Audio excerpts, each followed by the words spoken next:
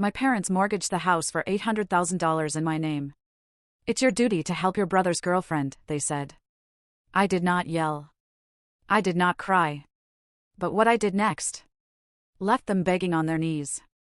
This isn't just a story about betrayal, it's about the moment I realized my own family had carved me out of my own life, piece by agonizing piece.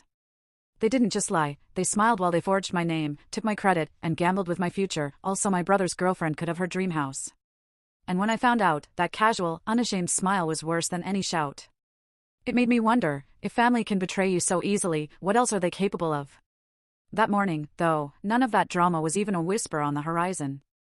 It was just another quiet Tuesday, the kind I loved. My window framed a peaceful sliver of Denver sky, just starting to bleed from soft gray into a hopeful blue. The kettle was hissing its sleepy tune behind me, my inbox blinking with emails I'd conveniently ignore until at least noon. My hands were wrapped around my favorite chipped mug, a gag gift that read, "I'm not a morning person. I'm barely a person." Yeah, I still smiled at that. Then my phone rang. Unknown number. Normally, I'm a hard pass on those.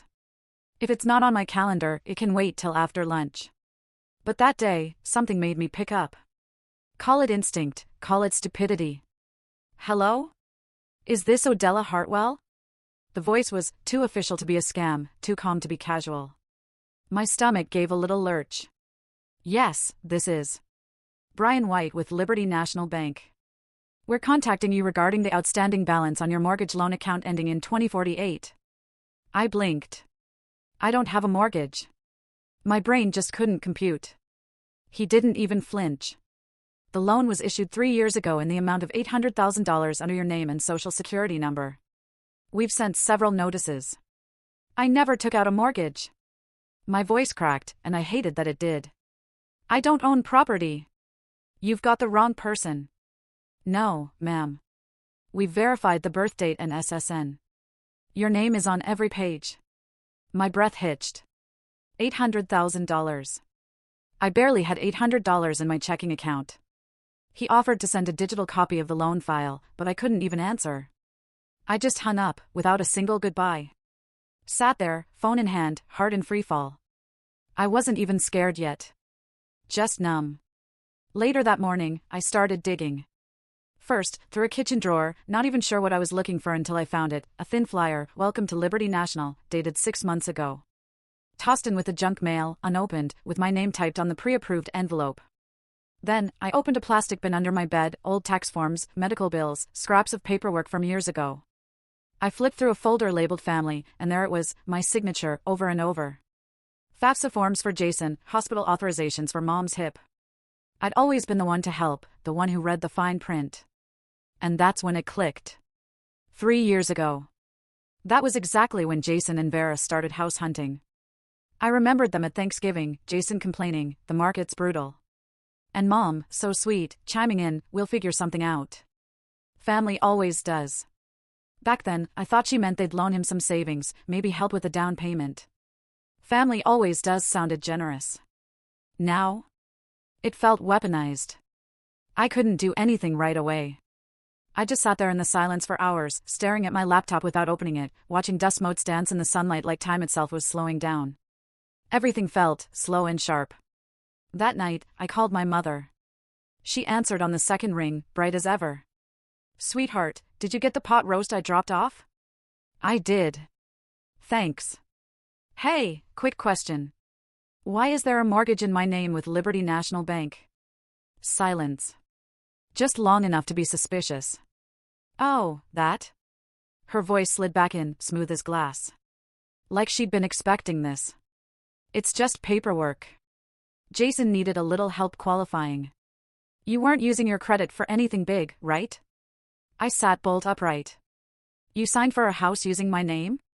It's not like you're buying anything, and he really needed it. You know how hard he's been working."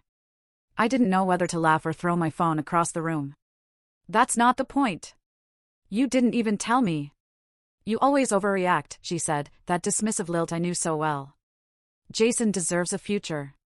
You know how much pressure he's under. We figured you'd understand. You're the one who's always been level-headed." I could barely speak. "You think he deserves a house in my name?" "Look, honey," she sighed, exasperated.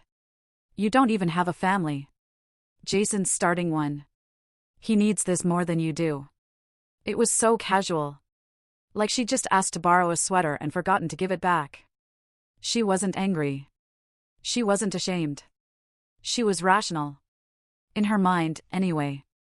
I ended the call without another word. There was nothing to say that would make her hear me. That night, sleep was a stranger.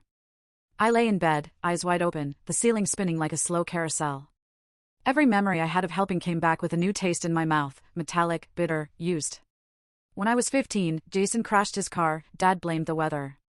2 years later, when I dented a fender, I was told I'd never drive again unless I paid every cent to fix it myself.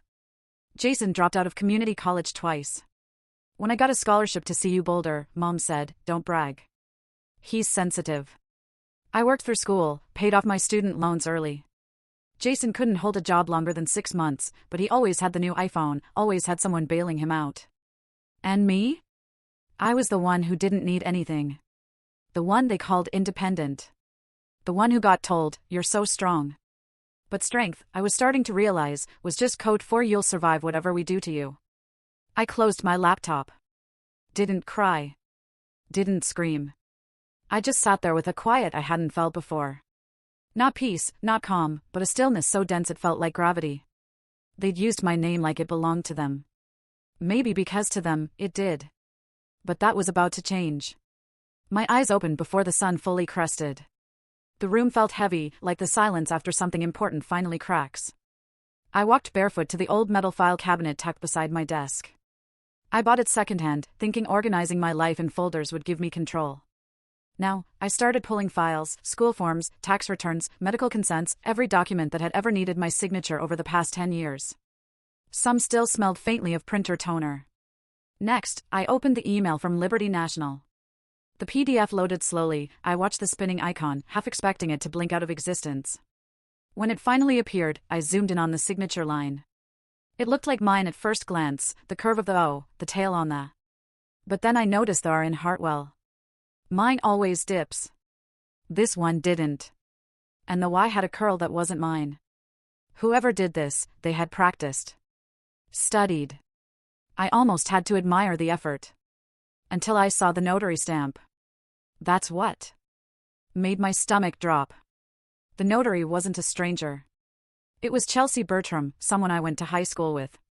We weren't close, but we'd shared a locker wall and a few awkward laughs in gym class. I remembered she'd stayed in Denver, had a kid young, got certified in something administrative. I never asked. I found her on Facebook, sent her a message. "Hi Chelsea, this is Odella Hartwell. Quick question. Did you notarize a mortgage document for Liberty National Bank in my name a few years ago?" An hour later, my phone buzzed. "Hi Odella, I did. Your mom said you were sick and couldn't come in. Said it was urgent." I didn't think twice. She seemed really upset. "If I did something wrong, I'm sorry." I read it twice. 3 times. My fingers tingled like they'd been dipped in ice. Chelsea hadn't meant it maliciously. She didn't know. She had believed my mother, the woman who once grounded me for not washing my dishes fast enough, when she said I was too sick to sign my own mortgage. Like I didn't exist as a legal adult. Like I was just convenient paperwork. The air in my apartment felt thin. I cracked the window, leaned out. Cars passed, someone walked their dog. The world kept moving like nothing had happened. But it had. Something had snapped. Around 2 p.m., still at my kitchen table, there was a knock. I wasn't expecting anyone. It came again, firmer. When I opened it, a man in a reflective vest stood on my porch, clipboard in hand. Behind him, a tow truck idled. "Afternoon, ma'am. We're here to recover the 2020 Honda Civic. Payments are 90 days delinquent. Name's Odella Hartwell. Correct?" I blinked. "That's my name, yes. But I didn't buy that car." He tilted the clipboard towards me. "My birthday, my full name, my credit line." "That's definitely me," I said, softer now. "But I never signed anything for a Civic. That car was a gift from my father." He shrugged. "Still under your name. We're authorized to repossess." I stepped outside as he moved towards the car. The breeze stung more than it should have. I watched him loop the tow cable beneath the axle and crank it tight. A few neighbors peeked through blinds. One even stepped onto their porch, just far enough to look concerned but not say a word. I didn't argue. What would I have said? I sat down on the front step, letting the cold concrete press into my legs. As the Civic rolled away, I realized it wasn't just about the car, or the mortgage, or even Chelsea's message. It was everything. It was Jason's graduation party, where I paid for the catering because he'd had a rough year. It was the time Mom used my tax return to hold on to when Jason couldn't cover rent, and never gave it back. It was the birthday card that said, "To our reliable one, you make things work." Reliable, translation, you're the one we'll bleed dry, and you'll smile while it happens. I went back inside. My fingers were numb, but my mind was sharper than it had been in days. I pulled a yellow legal pad from my drawer. At the top, in all caps, I wrote, "Instances of unauthorized use of my identity." Then I underlined it once, then twice, because now I had a list to build. And I was done being quiet. The legal pad sat on my lap, holding its breath for me. 5 entries. 5 moments where my name was used like a spare key. I flipped the page, then flipped it back again. I wasn't done. Not yet. I stared at the last word I'd written, hospital. Underlined it with the side of my pen, hard. That word pulled at something I hadn't looked at in months. Not because I forgot, but because it scared me. 6 months ago, I landed in the emergency room. A reaction to shellfish. Someone's mistake at a catered work event. My throat had closed up so fast, I remembered the ambulance ride only in flashes. I'd been unconscious for over 12 hours. The only visitor listed during my stay was my mother, and I'd brushed it off as comforting. Of course, Mom would be there, but now, I couldn't stop wondering what she'd been doing in those hours when I couldn't move, couldn't sign, couldn't speak. I opened my laptop, logged into my old email, and scrolled to the dates around the incident. It didn't take long to find it. Congratulations. Your Liberty National Mortgage application has been approved. Timestamp, 3:11 p.m. I clicked it open, read it again and again. I was unconscious during that entire afternoon. I knew that much. I didn't want to assume. I wanted proof. The next day, I called the hospital, pretending I was just organizing my health records. After being bounced around departments, I ended up speaking to a woman named Trina in records. "Can you confirm who signed my intake paperwork during my ER visit back in October?" A pause, then some keyboard clicking. Looks like it was a relative. A woman listed as Patrice Hartwell. My mother. I understand. Do you happen to have footage of my room or timestamps for when I was admitted? Trina was quiet for a moment. Then she said softly, "You were brought in at 2:12. Nurse records show you were unconscious by 2:29. There's a hallway camera we can pull to confirm." She called me back 2 hours later. Her voice had a different tone. "The footage shows your mother entering your room at 2:47 p.m. You're clearly unconscious. I'm sorry if this is upsetting, but you don't move the entire clip." "And the mortgage signature was timestamped 3:11, I said. She didn't respond. She didn't have to. I hung up, sat down slowly, and let my hands fall into my lap. For the first time, I didn't cry. I didn't scream. I just watched the weight settle around me. A signature forged while I couldn't speak, because that was the safest version of me for them to exploit. Silent. That weekend, I drove to the edge of Denver to a storage unit I'd nearly forgotten I even rented. I hadn't been back since I moved apartments 2 years ago. The air inside was dry and stale, everything coated in a thin layer of dust. It was full of things I hadn't had the heart to throw away, family albums, cards from birthdays where I didn't feel celebrated, even the boxes my dad insisted we save from Thanksgiving decorations. I opened one labeled Thanksgiving 2022. Inside, tucked between a ceramic pumpkin and a candle that had long lost its scent, was a photo frame. I remembered it. It had sat on the buffet table that year, near the cornbread stuffing and the sad cranberry sauce no one ate. My parents had proudly displayed it as the Hartwell family. The photo inside showed my parents, my brother Jason, and his girlfriend, standing in front of their house. I wasn't in it. I blinked. I had been there that day. I'd driven 3 hours for that dinner. I'd even brought dessert, pecan pie and lemon bars, because Mom said not everyone likes chocolate. I dug deeper and found an envelope of original photo prints, still in the glossy sleeve from the drugstore. I pulled it out. There we were, all of us, me included, standing right between my parents, one arm over Jason's shoulder. I was wearing that burnt orange sweater I always liked in the fall. They had cropped me out. Not metaphorically. Literally. They took the image and cut me from it. I sat down hard on the concrete floor, the envelope still open in my lap. The fluorescent bulb above flickered once. Then again. They hadn't just signed in my name. They had started erasing me from documents, from decisions, from memories. I wasn't just the backup plan. I was the invisible one. I held both photos, one with me, one without. Side by side. My hands didn't shake. Not anymore. You took me out of the picture, I whispered. Now I'll write one you can't erase. I didn't text her right away. I stared at the cropped photo for hours that night, holding it like it was radioactive. The next morning, I laid both versions side by side on my desk, me in, me out, and took a picture. Then I opened a text thread I hadn't touched in weeks. I'll come to Sunday dinner. That's all I wrote. I slid the original photo into the side pocket of my purse, zipped it shut, and didn't touch it again until the weekend came. Sunday was cold, that late winter chill that made everything feel sterile. I pulled up to my parents' house in Centennial a few minutes after 5. The same gray sedan in the driveway. The same wind chime clinking against the porch light. Inside, it smelled like lemon-scented floor cleaner and roast beef. Everything was too bright, too shiny. Maris, my mother, opened the door like I hadn't gone silent for a week and a half. Look who decided to join us, she chirped, as if I was a guest, not her daughter, not the woman whose life they were dismantling piece by piece.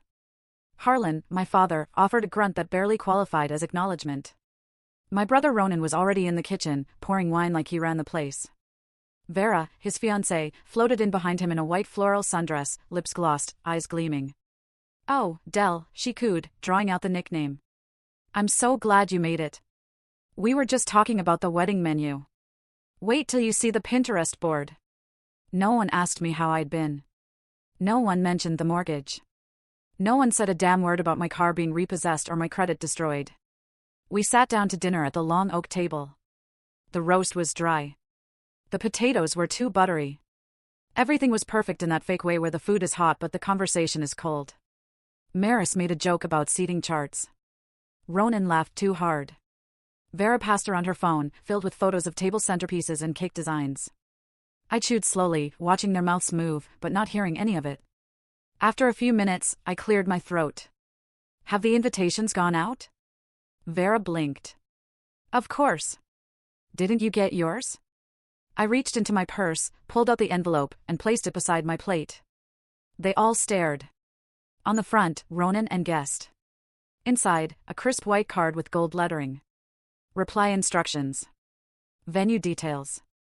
Nowhere did it say my name. Ronan's girlfriend got a personalized invitation.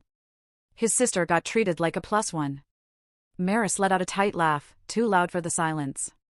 "Oh, honey, that must have been a mix-up. You know you're invited." Vera flushed, but didn't speak. I said nothing. Just picked up the envelope, slid it back into my bag, and folded the flap shut. Silence hung in the room like cigarette smoke, stale and choking. Harlan finally leaned forward, his fork still in his hand. "We're all just trying to move forward, Odella. You hang on to too much. It's not healthy." I looked up slowly, met his eyes. "Do you even know what's been put in my name?" He shifted in his seat. Maris glanced down. Vera froze. I didn't think so. For a moment, I thought someone might finally crack, might say something human, might admit something real. But no. Ronan poured more wine. Maris asked if I wanted dessert. So I stood up, pushed my chair back with a soft scrape of wood on tile. "Thanks for dinner," I said. My voice was calm, measured. "Next time you decide to write me out, at least have the decency not to send it through the mail." I didn't slam the door when I left. I didn't raise my voice. But I did feel something shift inside me. And this time, I wasn't going to ignore it. I didn't look back when I left the dinner table. I didn't need to. The silence behind me said enough. When I got home, I kicked off my shoes, sat on the edge of my bed, and opened my phone. A Pinterest link caught my eye, sent from Vera weeks ago, back when she still pretended to like me. I clicked. It loaded slowly. Langford Maddox's wedding.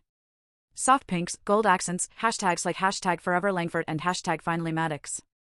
I scrolled, table arrangements, bridesmaid dresses, gift registry, and then a section titled Family Moments. I wasn't in a single photo. Not one. My hand tightened around the phone until I thought I'd crack the screen. 2 days later, a text from Vera popped up. Casual, like nothing had happened. Hey, want to grab coffee? Just us. No drama, promise. I stared at the screen for a while, then typed back, sure. We met at a small cafe 2 blocks from my apartment. I got there early, picked a table near the back. Vera arrived 10 minutes late, flawless as ever, with perfect curls and soft perfume that screamed curated effort. She smiled like this was brunch. Thank you for coming. I really wanted to clear the air. I nodded, but said nothing. She sat across from me and stirred her tea, even though she hadn't added anything. I know you're going through a lot. I can't imagine how stressful all this has been, but Odella, this is Ronan's time. You know, it's really important to him that everything goes smoothly. Her tone was sugar-coated, but I heard the salt beneath it. I just hope, she said, looking up at me with those big, fake concerned eyes, you won't cause a scene at the wedding. That would really hurt your parents, especially your mom. I stared at her for a long second, then blinked once. You done? She gave a breathy laugh. I didn't mean that in a harsh way. I know. I let the silence stretch until she shifted. She finished her tea too quickly and said she had to meet a florist. We didn't hug goodbye. That night, I couldn't sleep. My mind kept playing back her voice, asterisk this is Ronan's time. Don't make your parents sad, asterisk I got up, turned on the lamp, and opened my old tax folder. It was something I hadn't looked through in years. There, stuck between a stack of W-2s and health insurance forms, was a tuition statement from Ronan's college, dated back during the recession when we were all scraping by. I remembered it clearly now. I'd had some leftover financial aid, and he needed help. I'd sent a check directly to the student account. Back then, it felt right. Family helped family. A few years later, we were at a birthday dinner for my mom. Ronan gave a speech. He always loved speeches, thanking our parents for sacrificing everything so he could graduate debt-free. I wasn't mentioned. Not a word. I sat down on my floor with that memory pressing down on my chest like a physical weight. Wait, it wasn't just about money, or the wedding, or the mortgage. It was every time they took from me, time, credit, identity, and made me feel like I was selfish for noticing. I pulled out the yellow legal pad, flipped past the previous entries, added 2 more bullet points, paid Ronan's tuition, unacknowledged, and Vera. Warning, emotional manipulation under the guise of family harmony. Then I stared at the page for a long time. The words blurred a little, but I didn't cry. I picked up a fresh sheet. At the top, in all caps, I wrote, Wedding Day. Underneath it, I drew a heavy line. They think I won't act because I'm quiet, I whispered. But I had been listening, watching, remembering. And they weren't ready for what came next. I didn't sleep the night I circled Wedding Day. My mind was a tightrope, one thought away from breaking. Morning light bled through the blinds as I sat on the floor, surrounded by papers, files, screenshots, and that yellow legal pad. Then a ping. It was a DM from Clarice, someone I hadn't spoken to in years. We'd studied political science together at CU Boulder. Her message was short, hey, is that your name on this TikTok? Thought of you right away. I clicked the link. The video began with upbeat music and a drone shot swooping down on a freshly painted suburban home with cream siding, black trim, and a wide, grinning porch. Vera's voice came through, sugary and bright, we finally closed on our dream house. Thank you to everyone who believed in us. I paused the frame. There it was, the address. I didn't need to check. I knew it by heart because it was still under my name. I stood up too quickly, knocking over the pad. My knees popped. My breath went shallow. I fumbled through the folder, pulled out the deed I'd printed from Liberty National Bank's portal, and laid it beside my laptop. Mortgage holder, Odella Hartwell. They hadn't even transferred the title. I replayed the video, this time reading the comments. Couple goals. Manifesting this exact home energy. Where did y'all get the door paint? They were using me for internet clout, for likes, for applause. My name was their leverage, their stage, and I'd been the quiet one long enough. By noon, I was pacing my apartment with the window shut, the air stagnant and warm. I texted Sloan, a friend from back when I worked temp admin jobs. She was now a legal analyst at a mid-sized Denver firm. Can I come by today? Her reply, of course. You okay? I wasn't, but I said yes. An hour later, I was sitting across from her in a gray conference room that smelled like toner and ambition. Sloane pulled up my file on her screen. Her brow furrowed. Odella, you've got 5 active financial obligations with your name on them. 3 of which are tied to properties or accounts where the primary users aren't you. She leaned closer. This isn't accidental. This looks patterned, especially if it's all within your family. My stomach flipped. A pattern? I asked, barely above a whisper. It's a strategy, she said. A class action lawyer could look at this and call it a deliberate structure of identity exploitation. You're not just a victim. You're the mechanism they've been using. The word hit me like a freight train, mechanism. I wasn't a person to them. I was a credit score. I can refer you to a specialist, Sloane continued. She handles familial fraud cases, and she's ruthless. I nodded. She printed out everything, every flagged item, every suspicious overlap. I collected the pages like armor. Back at home, I spread the documents across my bed, opened a new browser window, and typed, Bank Fraud Division Liberty National Report Identity Abuse. I clicked the form, uploaded my supporting files, and hovered over the subject line. Then I typed, Urgent Mortgage Dispute, Suspected Fraudulent Ownership, and hit send. The reply came just before sunrise, We've opened an investigation. Please submit notarized proof of identity. I read it 3 times. Then again. Something inside me, tight for weeks, finally loosened. For once, it wasn't me yelling into a void. Someone was listening. Someone official. I closed my laptop slowly, stared at the ceiling, and let myself feel it. Motion. Small, maybe, but real. By 9 a.m., I was standing outside the downtown office Sloane had mentioned, Browner, Kessler, and Lowry. The building was old brick with steel-framed windows, but the nameplate on the glass door gleamed. Inside, the scent of copier ink and citrus cleaner welcomed me. I gave my name, and 10 minutes later, I was seated across from Mr. Clay Browner, a man with tired eyes and a voice like sandpaper. He skimmed the folders I brought without saying much. Every now and then, he muttered something, patterned behavior, power of attorney abuse, internal family fraud. Then he looked at me and said flatly, You're not the first Hartwell I've seen. We've had 3 cases tied to that name in the last 7 years. Quiet settlements, all of them. I blinked. Hartwell? He nodded. Family trust abuse. It's more common than people admit, especially among high-control parents and golden child dynamics. When documented properly, it becomes classifiable under organized fraud statutes. Wait, you're saying they've done this before? Not with mortgages, no, he replied, closing the file. But with business loans, medical debt, even car titles. Your case, it's got teeth. When I walked back to the parking lot, I felt taller. Not safe, not yet, but grounded. That's when I heard someone behind me say my name. Odella. I turned. A woman in a navy jacket, hair pulled into a clean twist, stepped forward. I didn't recognize her face, but the eyes. I'd seen them before, in photos on Ronan's phone, back when we were still speaking. It clicked. Soraya, she said, answering my silence. I'm his ex. Of course. She didn't waste time. He used my name on a car lease. Said it was just temporary. Got a loan approved, too. I found out when a collector called me. The address on the paperwork? Your parents' house. Maddox Drive. I stared at the paper she handed me. A debt statement from 5 years ago. I wasn't shocked, just confirmed. I tried to tell people, but everyone thinks Ronan's so charming, she said. He spins everything like it's nothing. Gaslights you into silence. I felt a strange surge. Not anger, not yet.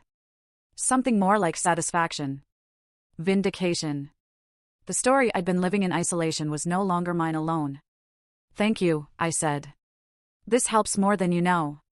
She nodded, then touched my arm gently. You're not crazy. Later that afternoon, I called Sloane and left a voicemail. We've got a corroborating witness. Her name's Soraya.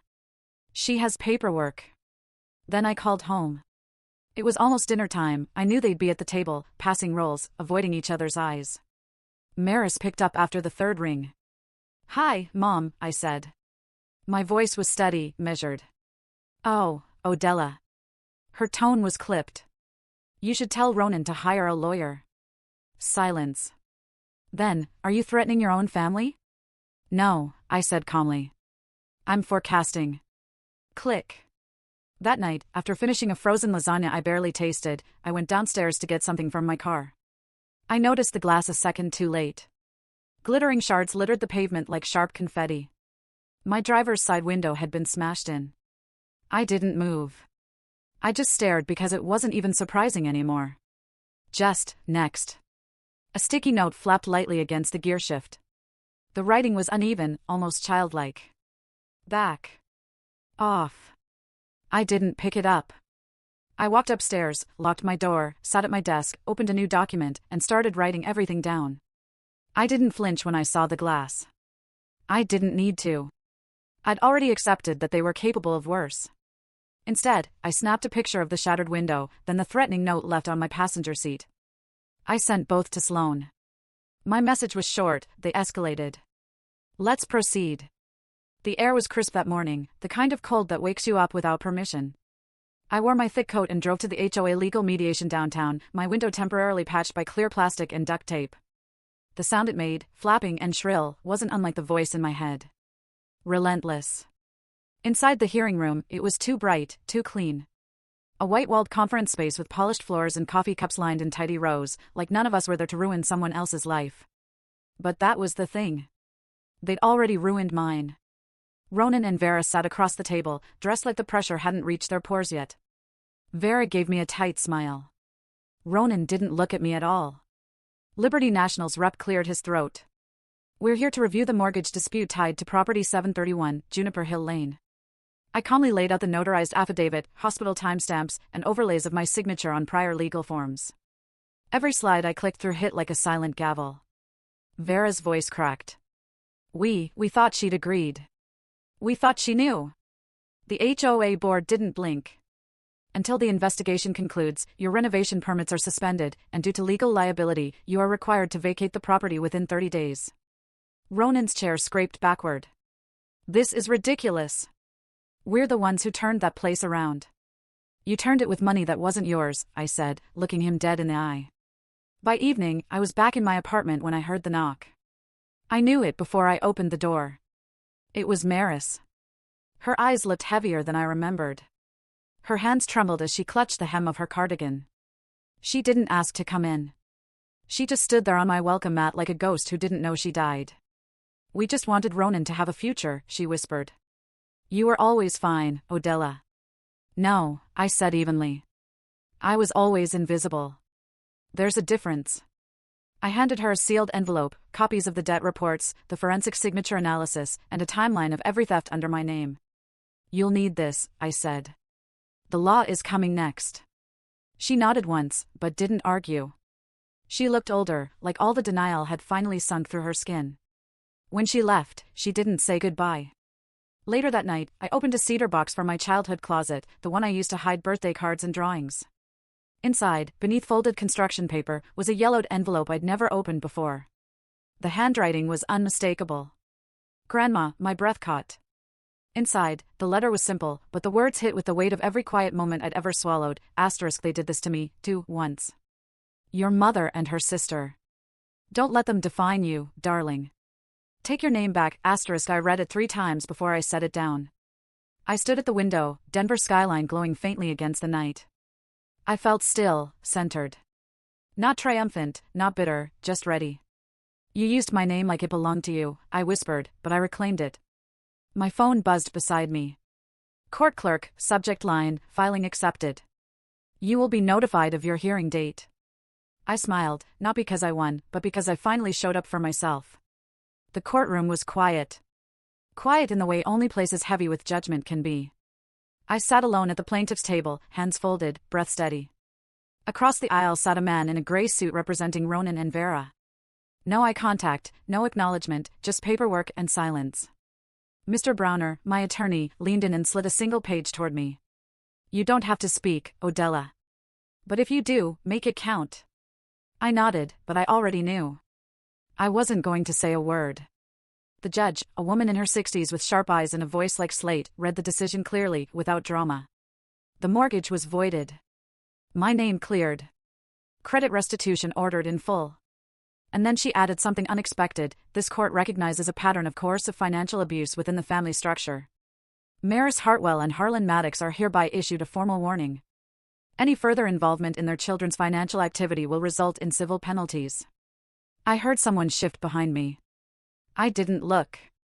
Outside, as I walked toward the courthouse steps, I spotted Maris sitting alone on a bench. Her back was straight, hands clenched tightly on her lap. She didn't look up when I passed. I didn't stop. Back home, I packed quietly. It didn't take long. Just a few boxes of what I actually needed. What actually mattered. I wasn't running. I was stepping away cleanly, deliberately. Before leaving, I took the original family photo, the one they'd cropped me out of, and slid it into an envelope. I taped it to my front door. No note, no signature. Just that image, whole and untouched. Let them decide what it meant. 2 weeks later, I stood behind a small wooden booth at a weekend artisan market in Boulder. My hands smelled like clay and lavender oil. I'd started throwing pottery again. The mugs were a little lopsided, the glaze a bit too thick, but people smiled when they picked them up. A woman with gray-streaked hair held one in her hand. The side read, Reclamation. She asked, why that word? I smiled. Because it wasn't supposed to exist. But it does. She bought two. That night, back at my apartment, I made tea and stepped out onto the small balcony that overlooked the quiet alley. It wasn't much, but it was mine. No one else's name was on the lease. No one else's fingerprints on my choices. I watched the steam rise from the cup. No phone calls, no guilt, no one telling me to be the bigger person. Just silence. But not the kind that eats at you. The kind that heals. They had used my name like it belonged to them. They signed, borrowed, erased. Believing I'd never make a sound. But I didn't need noise to be heard. I walked away. No screaming, no threats. Just silence. Silence they couldn't ignore.